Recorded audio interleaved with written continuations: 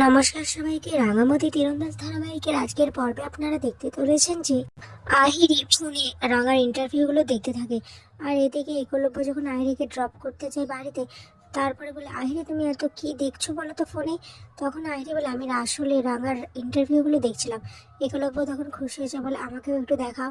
এরপর একলব্য দেখতে শুরু করে। তখন আহিরি একলব্যকে বলে, আচ্ছা একলব্য, রাঙার ইন্টারভিউ এগুলো দেখে আমি একটা জিনিস খেয়াল করলাম, ও সবসময় নিজের গ্রামের কথা, নিজের কথা বলে, কখনো তোমার কথা যে তুমি ওর জন্য কি করেছো এসব তো বলে না। আর কি বলে তো, রাঙা ভেবে নিয়েছি যে তুমি ওর কোনোদিনও ছিলে না আর হবেও না। আলটিমেট তো আমিই তোমার স্ত্রী হব।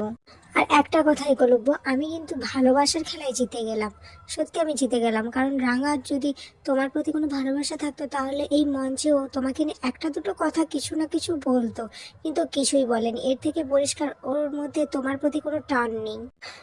একলব্যের মুখ তো এসব শুনে চুপসে যায় একদম। এরপর আহিরি ওখান থেকে চলে যায়। তারপর বৃন্দাকে ফোন করে বলে, থ্যাংক ইউ বড় বৌদি। তারপরে বৃন্দা কাউকে ফোন করে বলে, thank you so much Ekalavya সমস্ত ভিডিওগুলো কাট করার জন্য। আর সব থেকে বড় কথা, রাঙা, তুই একলব্য নিজের স্বামীকে নিয়ে যে গর্বের কথাগুলো বলেছিলিস ওগুলো তো আমি সব বাদ দিয়ে দিয়েছি। এবার একলব্য যখন এই ইন্টারভিউগুলো দেখবে, তারপরেও কি আর তোর পাশে কখনো দাঁড়াবে? অপর থেকে একলব্য তো বাড়িতে চলে আসে। ঠিক তখনই রাঙা ওখানে ছুটে আসে আর বলে, উড়ানবাবু তুই চলে এসেছিস? আর সমস্ত রান্না আমি আর মা করেছি। বড়বাবু অবশ্য বলেছিল বাইরে থেকে খাবার আনিয়ে নেবে, কিন্তু আমরা আনতে দেইনি। আমরা আজ বাড়িতে নিজেরা রান্না করেছি।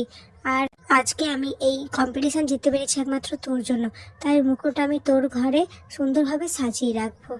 এটা শুনে একলব্য তো জোরে জোরে ক্ল্যাপ করতে থাকে আর বলতে থাকে, বাহ রাঙামাটি, বাহ, দারুণ অ্যাক্টিং করা শিখে গিয়েছো তো, খুব ভালো, একদিন মঞ্চে উঠে এত উন্নতি। রাঙা তো কোনো কিছু বুঝতে পারে না যে একলব্য কেন তার সাথে এমন বিহেভ করছে। এরপর একলব্য আবার বলে, তুমি আমার সামনে এক কথা বলো, আর ইন্টারভিউতে যখন প্রেস মিডিয়ার সামনে অন্য কথা বলো, সেখানে তুমি একবারও আমার নাম নাওনি। আসলে কি বলো তো রাঙামতি, তুমি এই সম্পর্কটাকে কোনো স্বীকৃতি দিতেই চাইছো না। তখন রাঙা তো অবাক হয়ে যায় আর বলে, তুই কি চাস? এসব শুনে একলব্য তো ওখান থেকে চলে যায়। আর রাঙা ভাবতে থাকে, কি হলো ব্যাপারটা, আমি তো সবকটা ইন্টারভিউতে উড়ানবাবুর নাম নিয়েছিলাম তাহলে।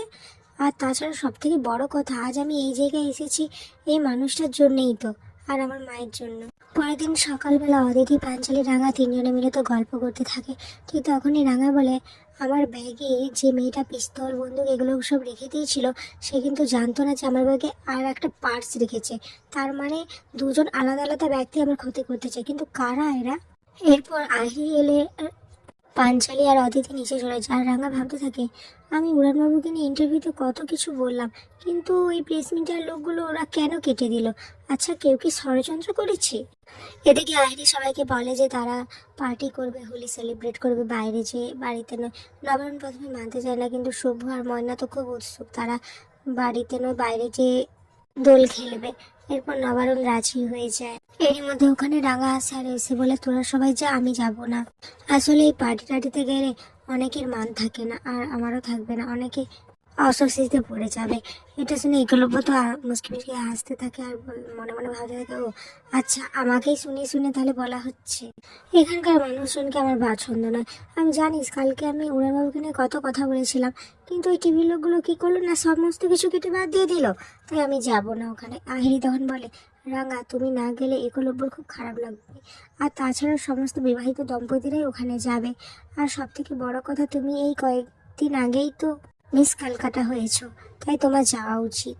একলব্য তো খুব এক্সাইটেড। সে বলে, আমার কোনো সমস্যা নেই, এবার রাঙামতি যদি যেতে না চায় সেটা ওর ব্যাপার। তখন নবারুণ বলে, রাঙা তুই যাবি না কেন? আর তাছাড়া তুই তো এত ভীতু নোস, কেউ যদি তোকে কোনো কিছু বলে, অপমান করে, তুই তাকে সপাটে জবাব দিয়ে দিবি। এদিকে বৃন্দা এইসব দেখে শুনে মনে মনে বলতে থাকে যে, মিসেস কলকাতা হাড়ের জ্বালা এখন আমার সারা শরীরে গা রিরি করছে।